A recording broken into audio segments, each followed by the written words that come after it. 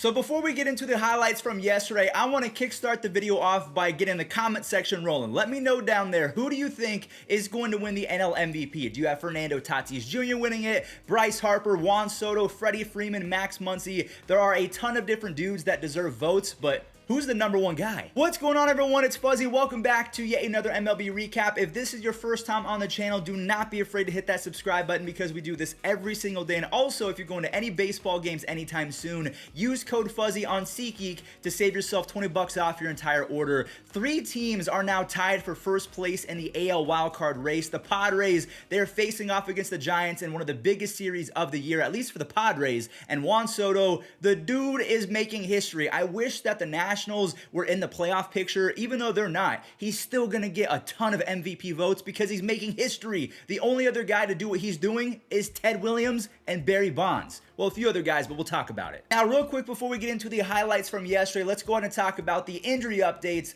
involving the LA Angels. We have Mike Trout and Joe Adell all but confirmed to be out for the rest of the season. I feel really bad for Angels fans as well as Joe Adell, as he was just starting to figure it out, but we're not done just yet. Shohei Ohtani is going to miss his scheduled start because he was playing catch and his arm was sore. Joe Madden even asked Shohei if he wanted to shut it down for the rest of the season. Shohei said he should be good to go, but I mean, the injury gods and the baseball gods in general just don't like the Angels, which is funny because gods, Angels, you would think they would like each other. Moving on over to the walk-off victories from yesterday, the Pirates faced off against the Reds yesterday, and Yoshi Tsutsugo continues to be Babe Ruth. He doubles in Brian Hayes, and Brian Reynolds knocks in Tsutsugo right before Colin Moran drives home another one on a sac fly. Tsutsugo, he wasn't done just yet. He now has 19 RBIs and an almost 200 OPS plus in his first 70 at-bats with the Pirates. Kyle Farmer, his clutch home run ties it up, and it was 4-4 going into the bottom of the 9th. And Wilmer Difo, he uses his wheels to score all the way from second base.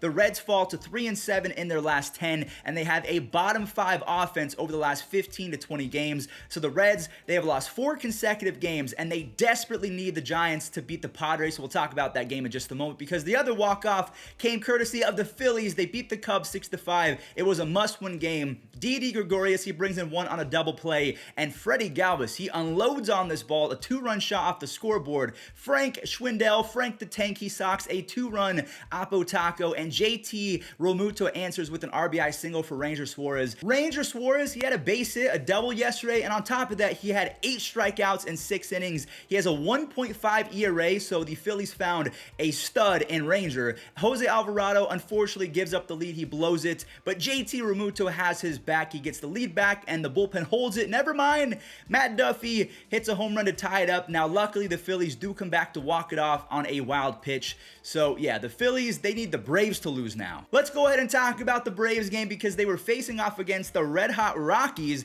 Eddie Rosario singles in the first run of the game, and starting pitcher Sensatella, his sac bunt turns into a run as Freddie Freeman botches it over at first base. Chuck Nasty takes a bases-loaded walk and quietly has 75 RBIs. Eddie Rosario smacks his 4th home run in his first 39 at-bats with the Braves, and the game was tied going into the 9th inning when Garrett Hampson, he spoils the walk-off. He's able to use his speed and track down the Freddie Freeman line drive. Tapia, his RBI single in the 10th proves to be the difference as Robert Stevenson, he gets the save. The Braves have now lost 2 games in a row. They're 5-5 in their last 10, and the wild card race just got a whole lot crazier because the Braves are not playing the best. Cardinals versus the Mets. Tyler O'Neill ropes a 2 RBI double, and Dylan Carlson grabs an RBI right before Harrison Bader is able to single in 2 for a 5-run first inning. This was a bad game for Mets fans, kind of PTSD, so if you don't want to watch, I don't blame you. Bader wasn't done. He hits a home run, and John Lester, he held the Mets to 2 earned runs in 6 innings, and Paul Goldschmidt, he goes deep. He has a 5.4 WAR on the season and 26 home runs. He's been an MVP candidate in the second half. Nolan Arenado has 32 home runs, and Mars Fruit Bar, Lars Nootbaar robs Pete Alonso, and Mundo Sosa hits a home run. He, out of nowhere, has a 3.3 WAR. He's kind of been a better version of Tommy Edman. Goldie and Arenado, they drive in the final 2 runs, and that was horrible timing for the Mets because the Cardinals are now in the playoffs if the season ended today. Now, before we talk about the standings, let's get the Padres and the Giants game out the way. Adam Frazier, he delivers with a huge 2 RBI double in the first inning. We've talked about it a lot. He has been atrocious ever since the Padres acquired him. They get 3 more from Manny and Eric in the second inning, but then Chris Bryant hits a ball to the stratosphere. This had to have been 500 feet straight up in the air. KB brings it to within 2, and then Profar extends it back to a 4-run lead. Then you have Duggar and Brandon Belt both going yard to make it close, but San Diego, they're able to score 9 runs total as the Padres halt the San Francisco winning streak. They were 1 game away from getting to 10 wins in a row, so the Padres move ahead of the Reds for 3rd place in the wild card. And let's break down the wild card. Like we mentioned, the Cardinals are now in 2nd place. The Padres and the Reds are 1 and 1.5 game back. The Phillies are sitting at 3 games back, and the Mets, they're 5 games back. So if any team is really in jeopardy of not making the playoffs, it's the Mets. Now let's talk about Juan Soto making some history. Actually, let's talk about the game first and foremost. The Marlins faced off against the Nationals, and Lane Thomas stays hot with an RBI as Josh Rogers, who is this guy? He's had 2 pretty good starts back-to-back, 5 shutout innings with 6 strikeouts, only allowed 1 hit. Jesus Sanchez, he belts a 2-run home run in the 6th to tie it up. Now the Nationals do score a few more, but then Brian De La Cruz, he belts his 5th home run. He is batting almost .340 in his first few games. Josh Bell grabs that run right back on his 27th home run, and the Nationals are up 6-4. But then Miguel Rojas, he singles in Diaz, and Brian De La Cruz, he ties it on a fielder's choice. And Jesus Sanchez, he now has 5 home runs and 10 RBIs over his last 7 games. So the Nationals, they do take the L, but going forward, they're always going to take the W because they have Juan Soto. Juan Soto became the 2nd 22-year-old in the history of Major League Baseball to have 25 home runs and 18 intentional walks in a single season. He joins Ted Williams, and he is one of 4 players ever to have a .350 batting average, a .525 plus on base percentage, and a .653 slugging over 55 games. He joins Joey Votto, Barry Bonds, and Carlos Delgado. Yes, over the last 55 games, Juan Soto has gotten on base 52% of the time. That is godly. Let's get the Dodgers game out the way because there's really not much to talk about. Aside from Gavin Lux might be figuring it out along with his buddy Joe Adell, kind of like the top 2 prospects from a few years ago, but they've been struggling. He bloops in an RBI on a single for the lead. LA rallies around a Cody Bellinger ground out, and Gavin Lux reclaims the lead. Then Mookie Betts hits a double. Never mind, Henry Ramos, he robs Mookie on a sensational catch over in left field. Max Muncy, he wants some MVP votes as well. He answers with home run number 34, and Trey Turner, he turns on the turbos for an RBI infield single. He should have 125 speed in MLB The Show. Kenley Jansen, he comes in and strikes out the side for his 33rd save, and he is only 5 away from 350 saves for his career. He has been so good this year. The Yankees faced off against the Royals yesterday. We're going to some American League matchups right now, and Cedric Mullins turned in my opinion, the catch of the year. Later on in the game, Gio Urshela, he smartened up. He hit it away from Cedric Mullins. He pulls it for a 2-run shot, and Nestor Cortez, he shredded up the Orioles lineup for 11 strikeouts, only allowed 1 earned run. And that 1 earned run was to Austin Hayes. More on Hayes later, because Gleyber Torres, he can't catch a liner that allows a runner to get to second base. And Austin Hayes blasts his 2nd home run of the game. He has 11 home runs and a 115 OPS plus in the second half. That is really good. They completed the game after a Tyler Wade stolen base, and Brett Gardner with a massive 2 RBI single to maybe save the season. And Chapman, he nails down the save, number 27 on the year. The Yankees, I know they're playing bad team, but sometimes you need that to regain the momentum. The Jays faced off against the Rays yesterday, and Bo Bichette was rocking number 21 for Roberto Clemente. He barrels up his 25th home run. He makes it 4 RBIs in the 3rd inning on a sac fly, and then grabs his 5th RBI in the 5th, right before Teoscar Hernandez singles in Vladimir Guerrero Jr. to make it 6-1. Robbie Ray, I call him Robbie Ray Gun. He maybe secured the Cy Young Award yesterday. 13 strikeouts, no walks in 7 innings. He got some help from Randall Grichuk on this web gem in center field. Robbie Ray now leads in ERA, strikeouts, and hit per 9, but Garrett Cole, he leads in FIP and WHIP. So the race in the Cy Young is going to be really close in the American League. Let me know, who would you vote for? The Red Sox versus the Mariners. Hunter Renfroe elevates versus a lefty. He is dangerous. Downright a cheat code versus left-handed pitchers. Boston ends up with 3 runs before the 3rd, but then the Mariners, with the help of Kyle Seager, he knocks in 2 runs to tie it up, and it stays that way going into the extras. When this happens, Mariners fans, close your eyes. The Boston Red Sox rip it open for 6 runs in the 10th, and they keep up with the Yankees in the standings. Unfortunately, the Mariners have not been playing the best. The Red Sox are kind of playing inspired, so it's just not a good matchup. Now, before we talk about the standings, let's talk about the Oakland Athletics versus the Royals. Elvis Andrus and Mark Canha, they grabbed 3 runs between the 2nd and the 3rd inning, and Matt Olson goes the other way for his 35th home run in the 4th inning. Hype this guy up. He has 35 home runs, 101 RBIs, and a 154 OPS plus. He could be the best first baseman in the entire American League. Now, there's also a few guys that we can mention, but he's been sensational. Kansas City makes it a 1-run game, but then the A's have a big 5th inning courtesy of Tony Kemp. He singles in Mark Canha, and Josh Harrison drives in 2 to make it 8-4. God, he now has 110 RBIs, 44 home runs, so he ties Shohei Ohtani again.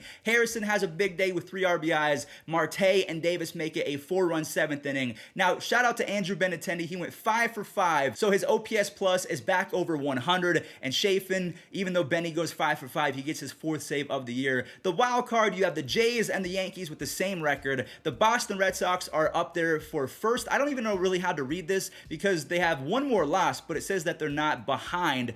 Doesn't really make sense. You guys might have to enlighten me in the comment section. The A's are 3.5 games back, and the Mariners are 4 games back. This game made me so happy. Cleveland destroyed the Twins yesterday, 12-3. Bobby Bradley, he drives in an RBI in the 4th, and Oscar Mercado, who said that you could do that? He pimps a 3-run moonshot. I was hoping that it was going to get out because for a moment it looked like it was going to die. J-Ram and Franmil, they single in 2 more to make it 8-0. And Cal Quantrill, he goes almost 7 innings. Now, he does allow 3 runs on the day, but not one of them was an earned run. Technically, his ERA still dropped, so he has a 1.79 ERA over his last 75 innings pitched. Bobby Bradley pimps one like Mercado to make it 10 runs, but we weren't done just yet. Franmil now has 29 home runs and 77 RBIs after missing 43 games. That was a lot of fun. Who knew that the Brewers' kryptonite would be the Detroit Tigers? Robbie Grossman scores on a Miggy RBI double in the 4th, and then Dustin Garneau, his sac fly in the 5th, adds another run to the scoreboard right before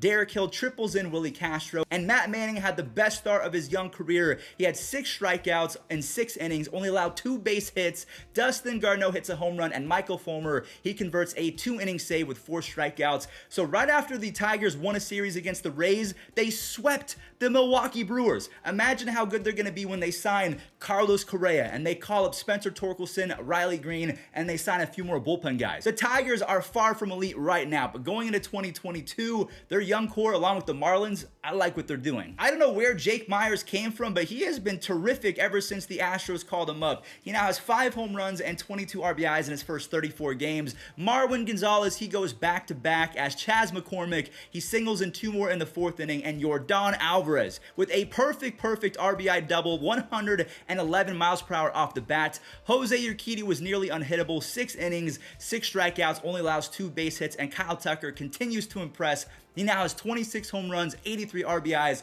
13 stolen bases, a 145 OPS plus, and he has a +5 WAR on the season, so this guy has been incredible. A lot of Astros players have been really good. Altuve, Carlos Correa, Yordan Alvarez. The Astros have a really good squad. Now, last but certainly not least, the Angels versus the White Sox. Phil Gosselin grabs the early lead on an infield single, and Yohan Moncada blasts a home run. He has my favorite swing in all of Major League Baseball, and he should be your favorite swing as well. Jansen Junk, what a name. He only allows 1 earned run for the Angels. Luis Rengifo, he drives in a run on a sac fly in the 6th, so he is still with the team. Grandal comes back to tie it up. He has a 30-game on-base streak, and the game is tied going into the 8th when Brandon Marsh goes the other way on a 101-mile-per-hour fastball. Brandon Marsh has sky-high talent. He's got elite speed. He can hit a home run every now and then, and his defense is insane. Rizal, he secures his 32nd save, has a 2.67 ERA. That does it for today's MLB recap. Let me know what you thought. If you learned anything new or enjoyed it, leave a like and subscribe. Save yourself $20 off baseball games. Use code Fuzzy on SeatGeek and enjoy this day in MLB history. And here it comes, and it is swung out and missed.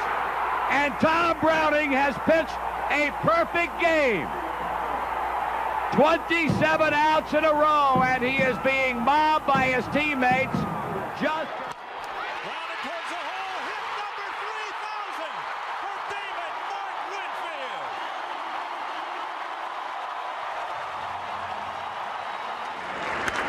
to right center field. Myers and Nunley chase it. Myers, the ball drops. Molitor has his 3,000th hit, and he's chugging for 3rd. And he's in with a triple. Paul Molitor becomes... With a good lead on a 2-0 pitch. There he goes. and he is in there without a throw, and that's number 40 for Soriano. Well, that's great. He gets a standing ovation that he really deserves.